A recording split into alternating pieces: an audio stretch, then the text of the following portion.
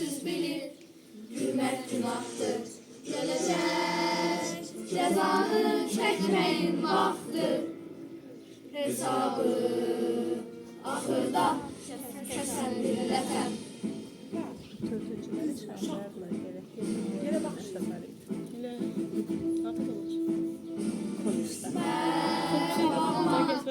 Çok yoldaşları İstesem dikelerek dal kardeşleri İstesem tarihi bir de başlaram. Ben durgun hayattan bezen milletem.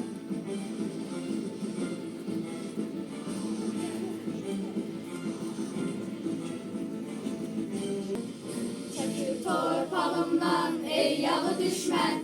Ben şeytanın ümidini üzen milletem. Dünyanı üstüme kaldırdın yeter. Dünyanın derdine dözen milletem. Çekil torpağımdan ey yağı düşmen. Ben şeytanın ümidini üzen milletem.